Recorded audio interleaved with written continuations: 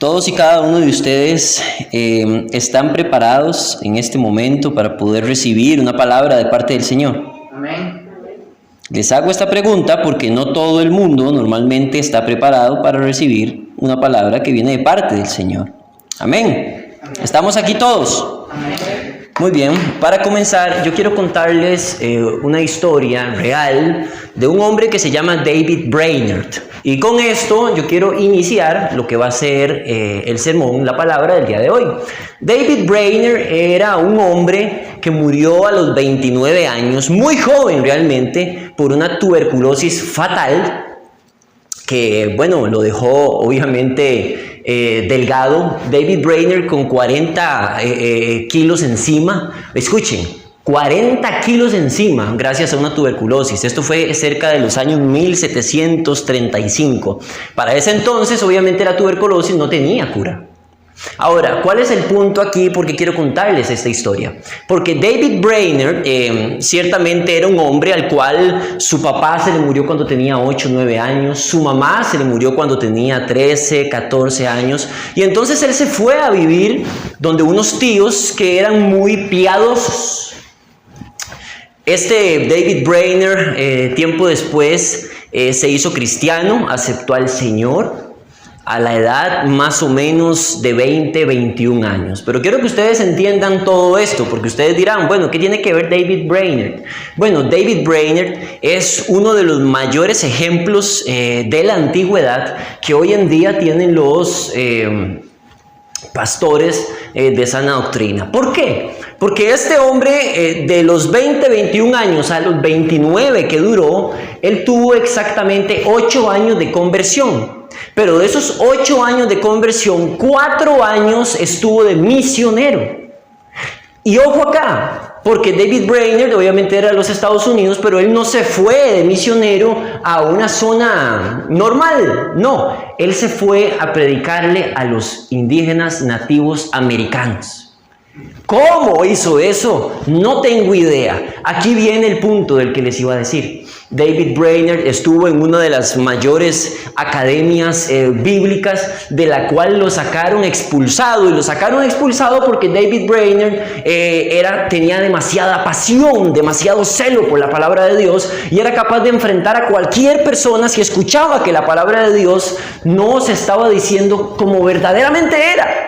Así que David Brainerd le dijo a uno de los profesores: a ti te hace falta gracia, no tienes pasión, y fue expulsado.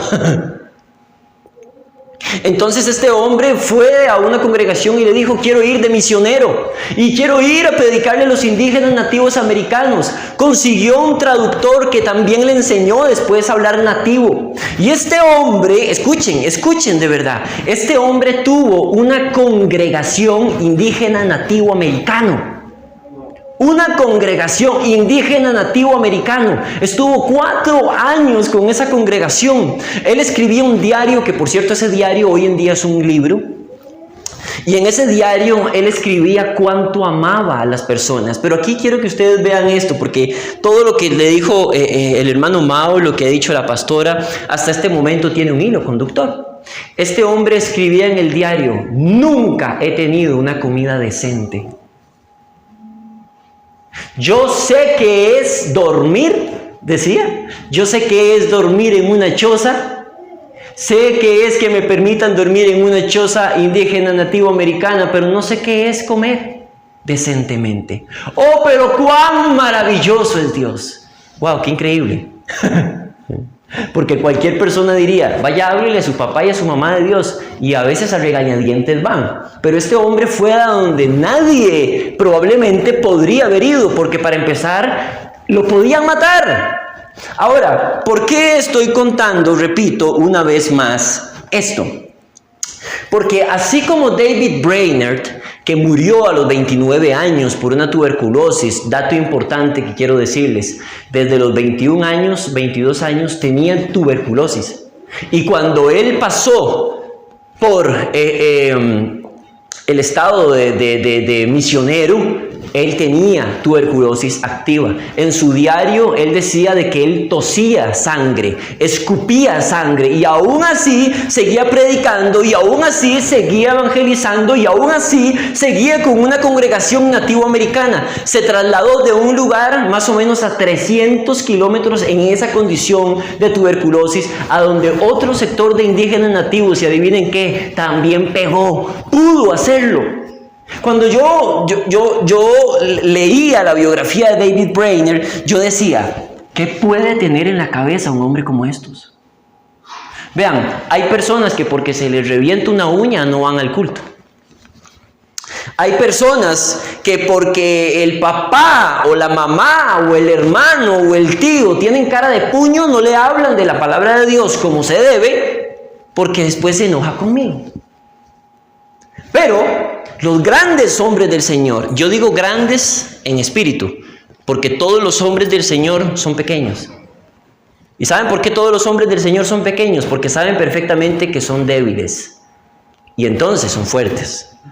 Estas personas que son hombres del Señor tenían algo en común. Pero ¿qué podría tener en común un hombre que sabía que tenía tuberculosis, que iba a morir, que aún así se fue de misionero, que durmió en tiendas de campaña? ¿Qué podría tener de común un hombre que no comía como se debía, que estaba expuesto a la muerte continuamente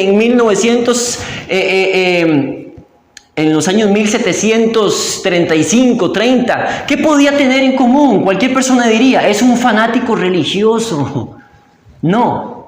Ese hombre que murió de tuberculosis a los 29 años era un auténtico hijo de Dios bíblico. La pregunta para ustedes, como lo dijo el hermano, es, ¿Cristo está con ustedes? ¿Alguno que me diga amén para no sentirme mal? Amén. Muy bien. ¿Estarían dispuestos ustedes a todo por Cristo? Amén. Muy bien. Quiero que por favor le vayamos a dar lectura a lo que vamos a leer, pero antes quiero por favor que se ponga sobre sus pies para hacer la oración inicial.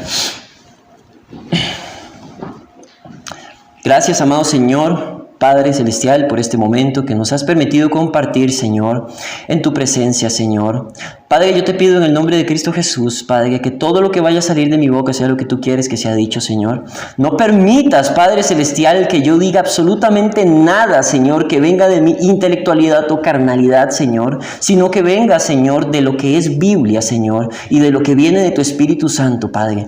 De la misma forma te pido, amado Señor, que todo lo que se vaya a decir, Padre Celestial, acá, sea tomado como un tesoro maravilloso, Señor, para tus hijos e hijas, Señor, en el nombre santo de Cristo Jesús. Amén. Si quieren pueden tomar asiento. Muy bien. Cuando nos vamos a las Escrituras podemos ver a un hombre que también pasó por cosas muy tremendas. 2 Corintios 11, 23, 28. Repito, 2 Corintios 11, 23, 28. Son ministros de Cristo. Como si estuviera loco hablo. Yo más. En trabajos más abundantes, en azotes sin número, en cárceles más, en peligros de muerte muchas veces. De los judíos 5 veces he recibido 40 azotes menos 1, o sea 39. 3 veces he sido azotado con vara, 1 vez apedreado, 3 veces he padecido naufragio. 1 noche y 1 día he estado como náufrago en alta mar, en caminos muchas veces, en peligros de ríos, peligros de ladrones, peligros los de mi nación, peligros de los gentiles, peligros de la ciudad, peligros en el desierto, peligros en el mar, peligros entre falsos hermanos, en trabajo y fatiga, en muchos desvelos, en hambre, en sed, en muchos ayunos, en frío, en desnudez, y además de otras cosas, lo que sobre mí se agolpa, escuchen esto, lo que a mí me importa, la preocupación por todas las iglesias.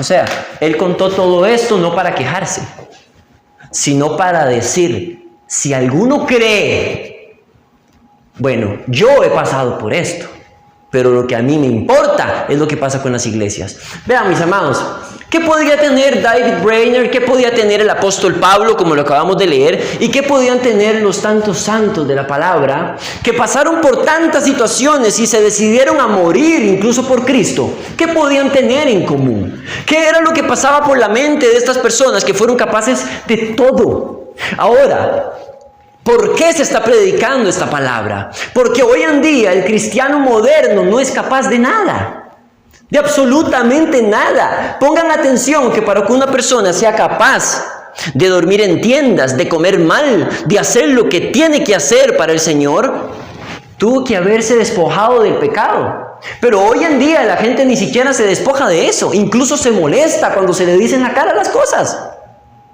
¿Estamos aquí? Hay un punto muy importante en todo esto. ¿Qué clase de cristianos somos? ¿Qué clase de cristiano es usted? ¿Es del cristiano moderno que piensa que todos son hijos de Dios?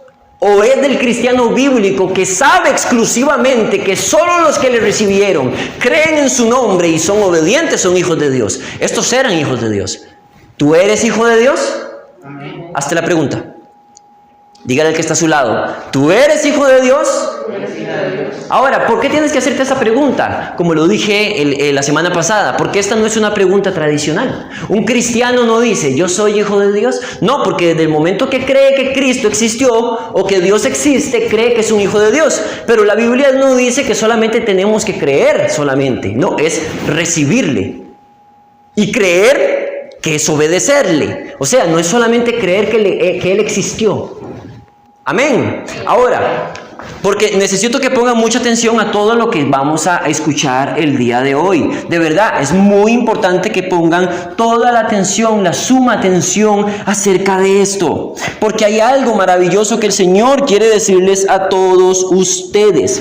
En el siglo XVI, en la Reforma Protestante, una vez le preguntaron a Martín Lutero que cuál era la esencia de la vida cristiana. A lo que él dijo en latín, coram Deo, que eso quiere decir vivir delante del rostro de Dios, o sea, vivir toda tu vida en la presencia de Dios, teniendo la conciencia de la presencia de Dios segundo a segundo.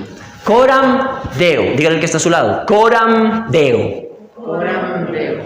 Esto está escrito en latín, y eso quiere decir vivir delante del rostro de Dios. Vamos a ver, un cristiano hoy en día puede vivir delante del rostro de Dios, teniendo la conciencia de la presencia de Dios segundo a segundo. Entonces, una persona que vive delante del rostro de Dios, teniendo la conciencia de Dios segundo a segundo, evidentemente lo único que va a hacer es lo que Dios quiere que haga. Ahora, no quiere decir, no me malinterpreten, que una persona que vive delante del rostro de Dios va a andar así. Amén, aleluya, gloria a Dios, hermanito, bendiciones. No estoy hablando de eso. No estoy hablando de esa falacia religiosa de la que muchos tienen, porque muchos tienen boca. No estoy hablando de eso. Estoy hablando de un estilo de vida real, auténtico, bíblico, en donde tú sabes perfectamente que cada paso que tú das, el Espíritu Santo lo está midiendo milimétricamente. La presencia de Dios está milimétricamente. Si Dios tiene cuidado de las aves, si Dios sabe perfectamente lo que pasa en el mundo, sabe perfectamente qué estás haciendo tú. Sabe qué tienes tú en lo oculto. Sabe si tú eres de verdad o eres de mentira, como decimos. ¿Cómo de verdad o de mentira? ¿Bíblico o no bíblico?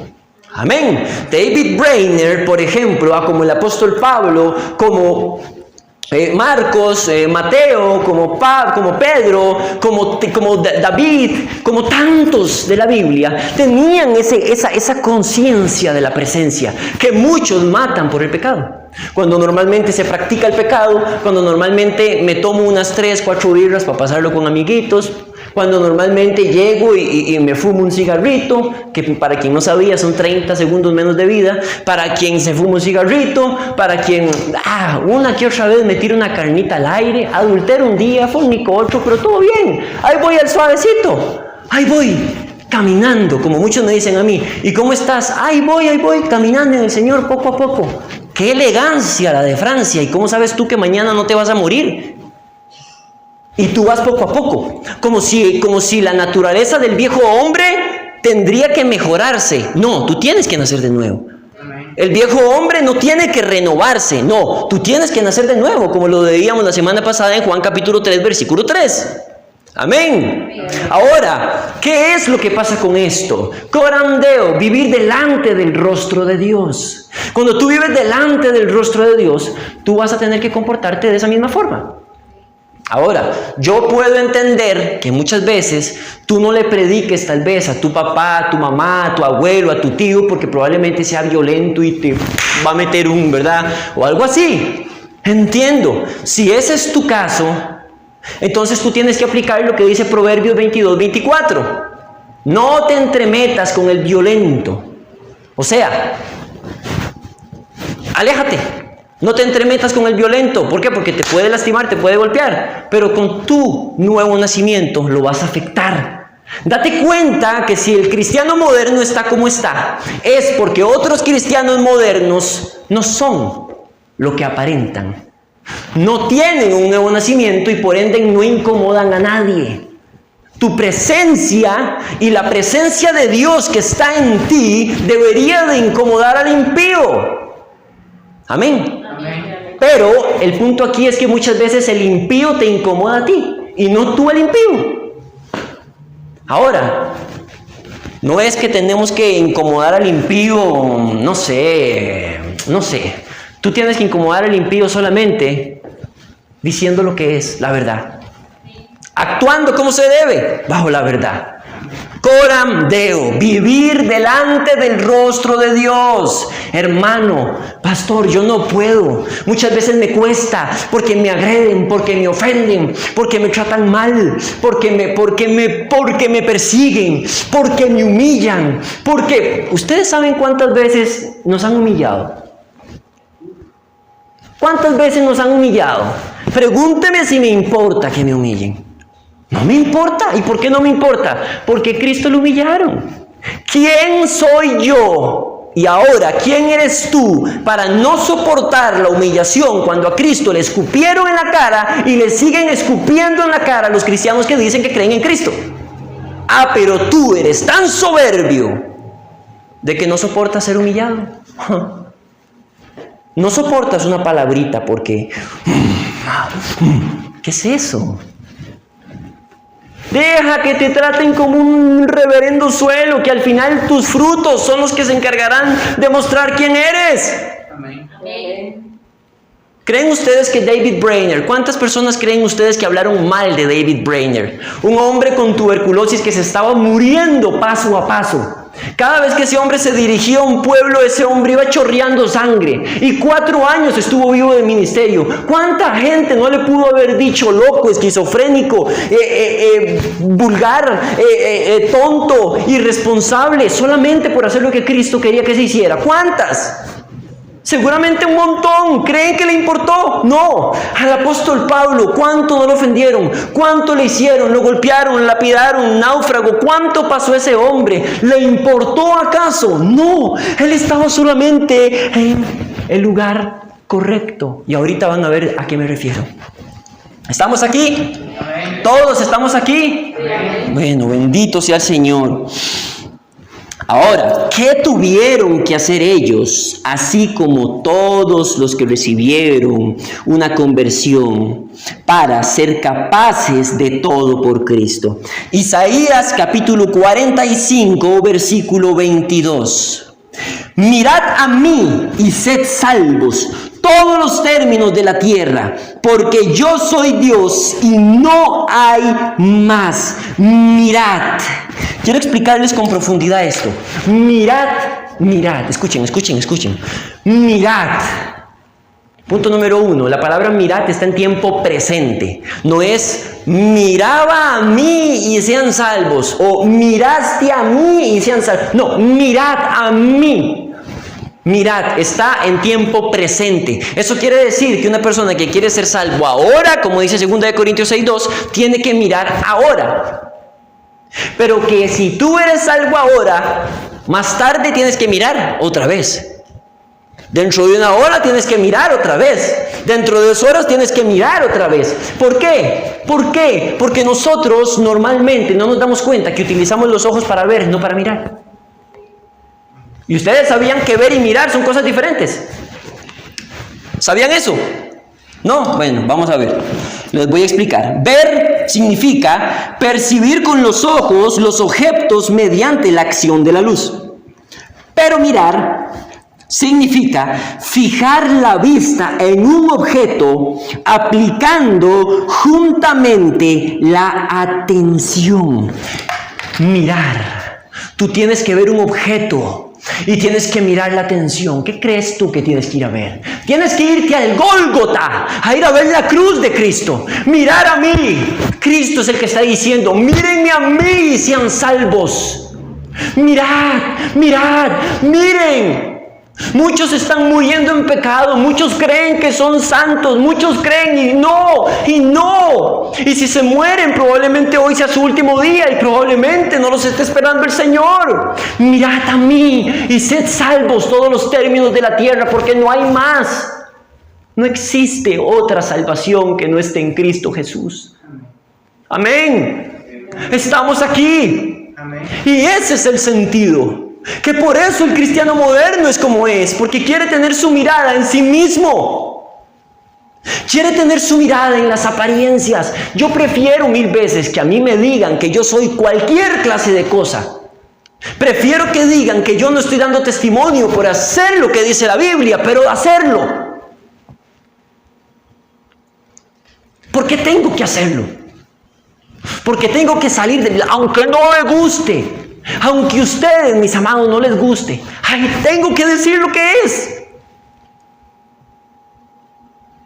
Miren a mí.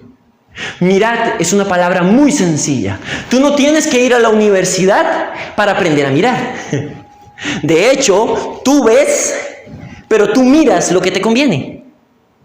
Esto pasa muchas veces en hombres cristianos. Van viendo en la calle, pasa una muchacha.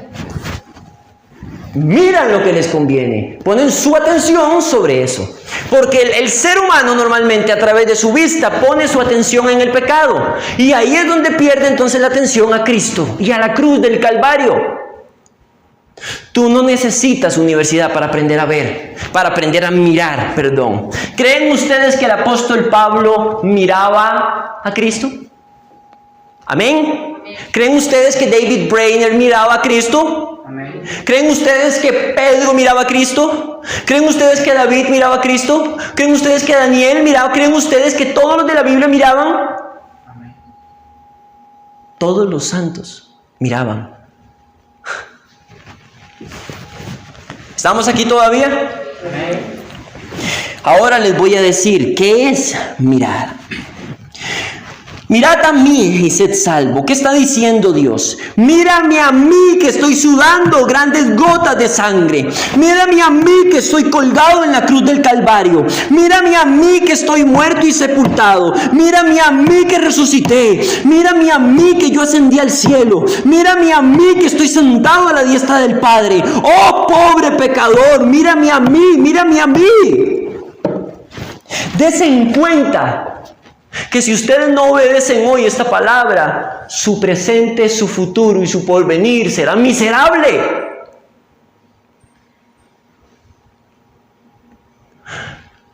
Porque muchos lo único que tienen es a sí mismos, a su mentalidad artificial, a su estatus, su trabajo, su economía, su prosperidad. Pero no tienen a lo más importante, Cristo. ¿Y qué vas a hacer tú cuando llegues al reino de los cielos y seas juzgado? Oh Señor, pero en tu nombre sacamos demonios. Oh Señor, pero en tu nombre profesamos. Oh Señor, pero en tu nombre hicimos milagros. Apártate de mí porque nunca os conocí, hacedores de maldad. ¿Entienden? ¿Estamos entendiendo lo que es la vida cristiana? ¿Estamos entendiendo por qué la esencia del cristiano es corandeo, vivir delante del rostro de Dios? Porque cuando dice Romanos 8:29 que nosotros como cristianos tenemos que ser como Jesús y ponerlo como el primogénito de nuestras vidas, es porque Jesús vivió delante del rostro de su papá siempre. Cristo, siendo Cristo, oraba. ¿Y cuánto oraba?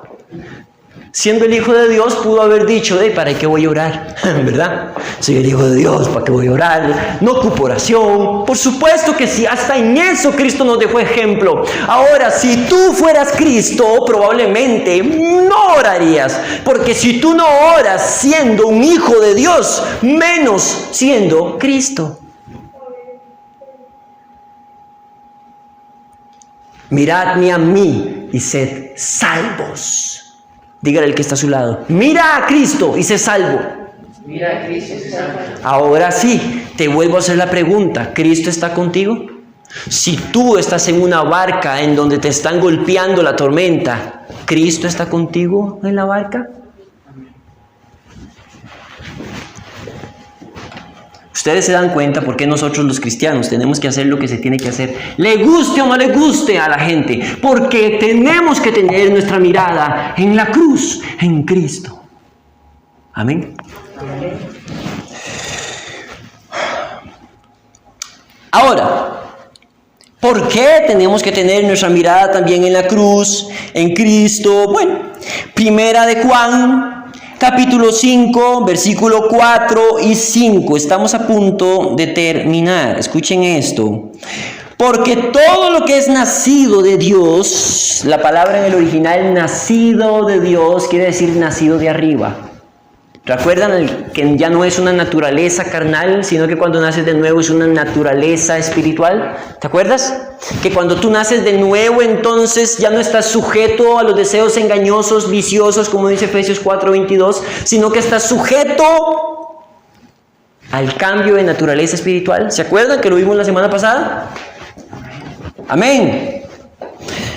Porque todo lo que es nacido de Dios vence al mundo. Y esta es la victoria que ha vencido al mundo, nuestra fe. ¿Quién es el que vence al mundo sino el que cree que Jesús es el Hijo de Dios? Escuchen, todo lo que es nacido de Dios vence al mundo. ¿No te das cuenta que como cristiano o cristiana, muchas veces a ti te vence el recibo del agua? Te vence el recibo de la luz, te vence que tengas media bolsa de arroz y no tengas que arrimarle, te vence la enfermedad. ¿No te das cuenta que a veces te vence el hecho que te escupan en la cara? Te vence de que alguien te trate mal, te vence de que alguien mienta acerca de ti y quieres vencer al mundo. ¿Se dan cuenta? ¿Se dan cuenta por qué muchas veces esto no debería estar tan vacío? Pero también se dan cuenta porque esto muchas veces no está tan lleno como debería. Porque todo el mundo, los domingos, escuchen esto, los domingos se ha vuelto uno de los días donde hay más idolatría en las naciones de la tierra. Porque hay muchos lugares en donde no se está alabando la presencia de Dios. Sí, se está alabando una presencia, pero una presencia que no es de Dios. Una presencia que no te dice lo que tienes que saber. Amén. Amén. ¿Estamos aquí? Amén. El punto aquí es, ¿alabas tú al Señor? ¿Adoras tú al Señor? Sí, pastor, amén. Yo cuando vengo levanto las manos. No, yo no estoy hablando de eso. Estoy hablando de tu estilo de vida delante del rostro de Dios. Porque vivir delante del rostro de Dios es un estilo de vida en donde tú lo alabas y tú lo adoras.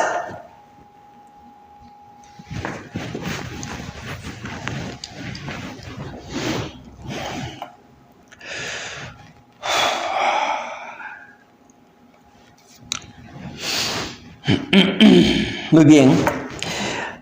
Quisiera hacerte una pregunta antes de leerles este versículo. ¿En quién tienes tus ojos?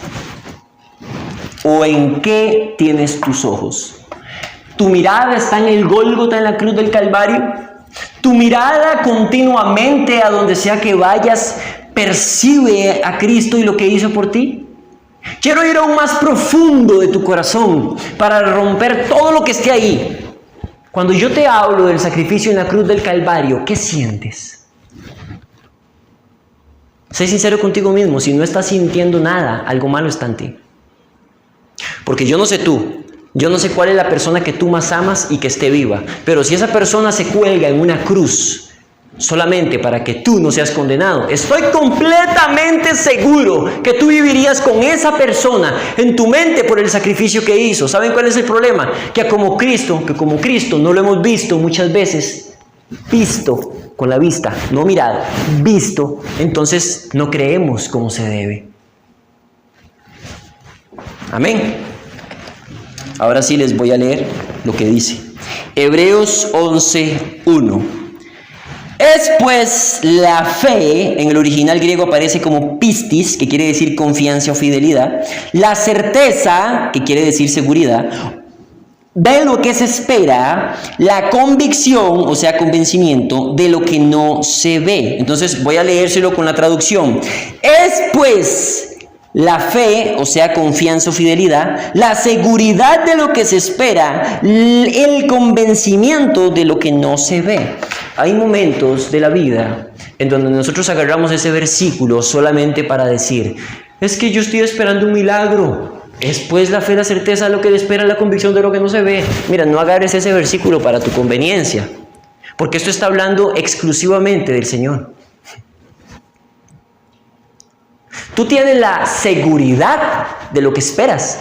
Bueno, ¿de qué esperamos? ¿De qué estamos hablando? De las oraciones. No, de la venida de Cristo. Tú tienes realmente la seguridad de que Cristo viene y viene pronto. Tú tienes el convencimiento de lo que no estás viendo, pero que está escrito. Ah, pastor, de eso se trata, de eso se trata. Y por eso Pablo, Pedro, Lucas, Juan, David Brainerd, por eso Charles Spurgeon, por eso todos los que ustedes verán que dieron el ejemplo y testimonio fueron capaces de todo, porque tenían la seguridad, porque tenían el convencimiento, estaban seguros de que Cristo venía y vendría pronto. Y estaban convencidos completamente de lo que no veían, pero de lo que estaba escrito. ¿Estás tú completamente convencido o convencida de lo que está escrito en la palabra? Y es ahí entonces donde yo me doy cuenta por qué soy como soy.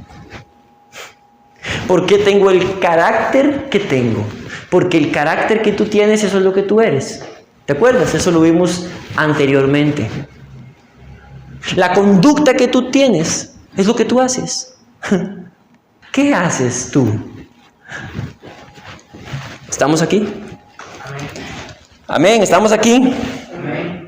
Muy bien. ¿Estás completamente seguro de lo que Cristo hizo por ti? Les hago la pregunta. ¿Entienden el sacrificio de Cristo en la cruz del Calvario? ¿Estamos aquí? Quiero leerles este último versículo, porque yo quisiera que ustedes se den cuenta por qué es que la fe resume realmente la vida también de un creyente. Hebreos 11, capítulo 6. Pero sin fe, escuchen, sin fe, cuando la palabra dice sin fe, no quiere decir de que tú no tengas fe. Porque entonces, qué injusto sería Dios de que dijera, ah, pastor, pero es que esto dice que sin fe. O sea, Dios a uno los programó con fe y a otros los programó sin fe. No, Pablo dijo que se nos dio la medida de fe a todos. Pero sin fe no habla de cantidad o de no tener, habla de uso. Sin usar la fe, dígale que está a su lado, ¿tú usas la fe? Teniendo la seguridad del convencimiento, ahí cambia la perspectiva.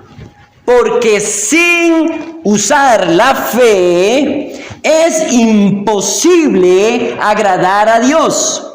Porque es necesario que el que se acerca a Dios crea que le hay. Escuchen, crea que le hay, no crea que existe solamente. Crea que le hay. ¿Qué hay? No que solamente existe, porque existe, pinta un panorama lejano de mí. Amén. Crea que le hay, que está. Y que es galardonador de los que le buscan. Galardonador de los que le buscan. Repita conmigo. Pero si no usas la fe, es imposible agradar a Dios. Pero si no usa la fe, Dígalo más alto. Pero si no usas la fe es imposible agradar a Dios. Pero si no usas la fe es imposible agradar a Dios. No usar la fe. ¿Saben? Les voy a decir esto para terminar. ¿Qué quiere decir que tú no uses la fe? Quiere decir de que tú, en medio de la circunstancia que estés pasando, flaquees. Quiere decir que tú, en medio de lo que te están haciendo, sea injusto o no, flaquees. Quiere decir de que solamente porque tú, a través de tus ojos, ves algo que no te gusta, flaquees. Quiere decir de que tú te acuestes todo el día habiendo flaqueado, sin arrepentirte. Tú sabías perfectamente, bueno, no sé si sabían esto, tú no puedes dormirte sin haberle pedido a Dios perdón por haber faltado a la fe. ¿Sabías eso? Y esto es algo que un cristiano normalmente no hace. Un cristiano normalmente no dice: Señor, por favor, perdóname, porque hoy dudé varias veces y flaqueé en mi fe, perdóname. Tienen que pedir perdón de eso y arrepentirse, porque sin fe es imposible agradar a Dios. O sea, tú puedes estar en un ministerio, puedes brincar, puedes saltarte, estar en el ministerio de alabanza, puedes estar predicando aquí como pastor, puedes tener lo que sea que tú estés haciendo para Dios, puedes darle de comer a todo el ejército de salvación, a todos los niños de África, pero sin fe es imposible que tú agrades a Dios. ¿Y saben por qué? Levántese, Mau. Ven. Para terminar esto, Mau siempre ejemplo A. Muy bien, vean qué bonito. Hagamos de cuenta, es que no voy a decir que yo soy Dios, porque eso es, imagínense, ¿verdad? Qué terrible. ¿Usted se imagina que es poner a Dios en el cascarón? No. Bueno, vamos a hacer de cuenta que yo soy papá y Él es el hijo. Sin fe es imposible agradar a Dios. Si yo le digo: hijo, da un paso, ten confianza.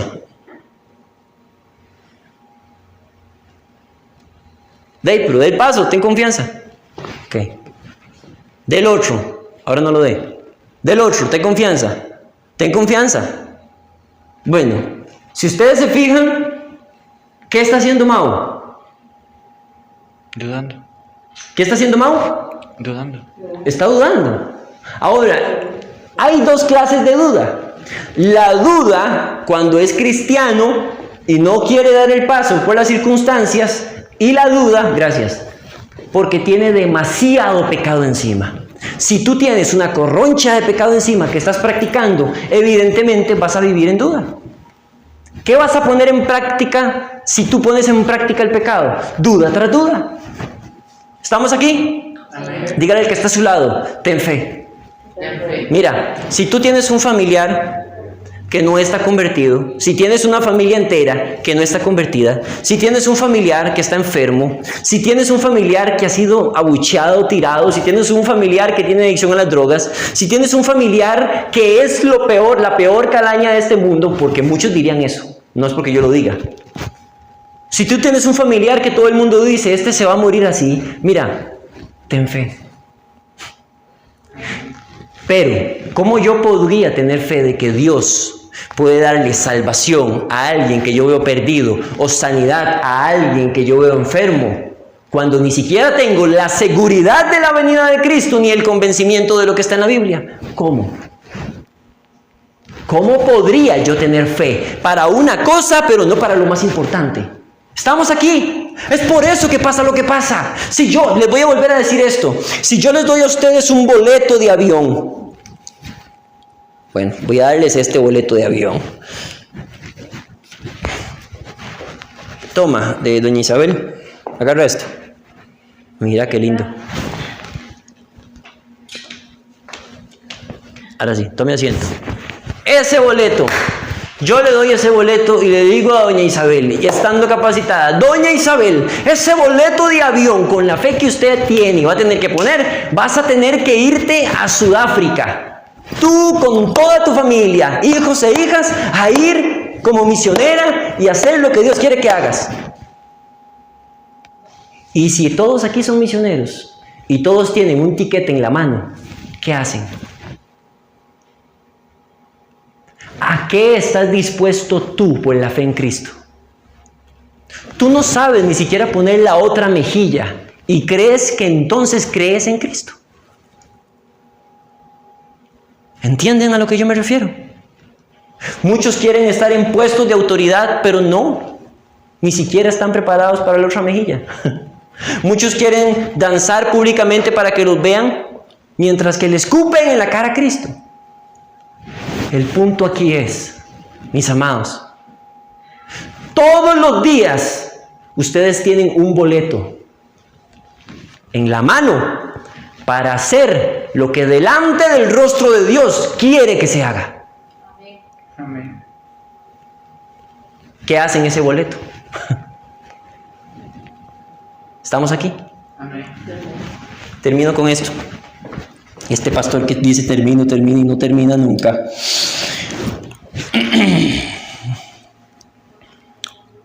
Por la fe, Noé, cuando fue advertido por Dios acerca de las cosas que aún no se veían, con temor preparó el arca en que su casa se salvase. Versículo 8. Por la fe, Abraham, siendo llamado, obedeció para salir al lugar que había de recibir como herencia y salió sin saber a dónde iba. Escuchen. Por la fe habitó como extranjero en la tierra prometida, como en tierra ajena, morando en tiendas como Isaac, Jacob, coherederos de la misma promesa, porque esperaba la ciudad que tiene fundamentos, cuyo arquitecto y constructor es Dios. Por la fe también la misma Sara, siendo estéril, recibió fuerzas para concebir y dio a luz aún fuera del tiempo de la edad, porque creyó que era fiel quien lo había prometido, por lo cual también de uno y ese ya casi muertos salieron como las estrellas del cielo en multitud, como la arena innumerable que estaba en la orilla del mar.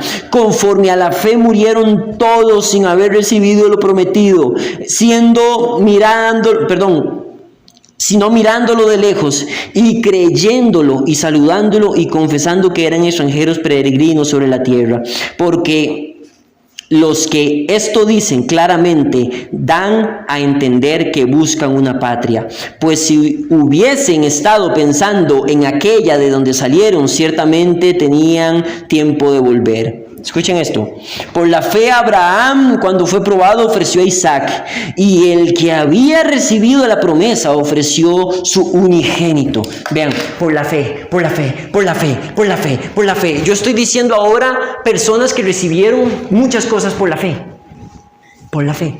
Ahora, cuando yo me refiero a muchas cosas, no me refiero a que si tú le pides casa o carro, Dios te vaya a dar eso sin antes pedirle salvación. Porque hay muchos vivos que le dicen, Señor, dame un trabajito, dame una casa, dame un carro, y con lo que tienen ni lo valora. Señor, dame un trabajito, dame una casa, dame un carro, pero ni siquiera es salvo y no pide por salvación. ¡Qué bonito! Pero ellos por la fe tuvieron muchas bendiciones. Y cuando digo muchas, una mujer que era estéril y tuvo un hijo, ay pastor, pero eso es una bendición, ya yo tengo 4 y vieras cómo molestan.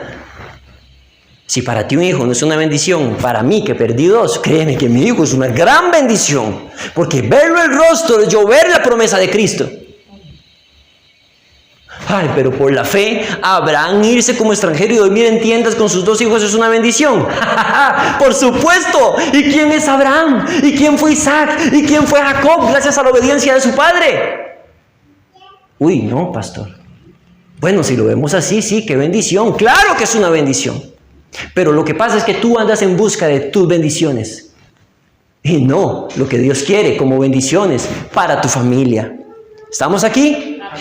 David Brainerd, Pablo, Pedro, Lucas, Juan, David y todos los de la Biblia que ya les mencioné, ellos anhelaban las bendiciones de Dios. Por eso ustedes no los verán muchas veces decirle a Pablo. Pablo nunca dijo, Señor, por favor, dame un carro para no tener que caminar 600 kilómetros o ir a caballo.